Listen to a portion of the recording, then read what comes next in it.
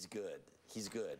Yeah, Jeremy's great. Yeah, He's really a brilliant actor, and we were lucky to have him, obviously, Hurt Locker last year, and he got nominated for an Oscar. And so good. Just as good here. How are you? You doing all right? I'm doing great, yeah. Good. I'm doing very, very well. You know, this has been a lot of fun going around with this movie, and I got a great cast that I'm really proud of, so it's been a good time. This is interesting. This is the area right around Bunker Hill. The movie is called The Town. You grew up, what, a mile or two away? Yeah, very close. I mean, you couldn't have been you could have been 2,000 miles away. Yes, it was worlds apart. I was not a bank robber. I wasn't even nearly as tough. This area always had a reputation as being a very tough area. They had this code of silence for a long time, period of years. They had 49 murders and only 25% were solved. You know, there's a part of that where, you know, bank robbery kind of got passed down like a trade. Obviously, there are also very good people there. But, when you went knocking on their doors and said, we're going to come shoot in your neighborhood, what was their reaction to you? You know, I mean, actually, people were kind of excited. People want to be in the movies, you know, although usually when you do research on a movie, people want a credit or they want to bring their sister by. Everyone in Charlestown who I talked to at the end of the interview was like, don't tell anyone you talk to me. Because this movie is really about this being this hotbed of serious criminals, and you're one of a group of guys who goes around robbing banks. Yeah, the specificity of kind of that story and how it was about like working class brown bag, you know, lunch pail robbers, and they were dressed up as cops and that to me made it, because you know, you're not going to reinvent the genre, and we've seen a lot about robbery stuff, but you want to do it in a new and fresh way. I need to say this though. This is interesting. You go and you make a movie for your direct, Gone Baby Gone. Then you decide you're going to direct again, but you're going to also star in the movie. Were there moments when you looked at the dailies and said, who told this guy he should be here?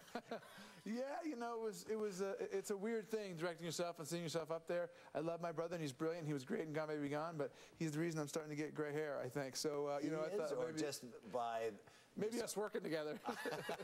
but he's actually got a new movie called I'm Still Here. That's great, coming out as well. The mantle of responsibility, though, it's one thing, you know, to act or even write a screenplay or everything else. When you're in charge of everything, I mean, whatever goes wrong, there's no time down for you. Yeah, but you know, there's a comfort in that. I mean, you take a broader sense of authorship and a broader responsibility, but I kind of like that, because I felt as though, okay, if it doesn't work, it's going to not work on the merits of my own ideas, and the inverse is true as well. And you know, I don't know, somehow that felt okay to me. Yeah, it's getting very nice response. There's very good buzz on it. Do you pay attention to that at all? I do when it's good.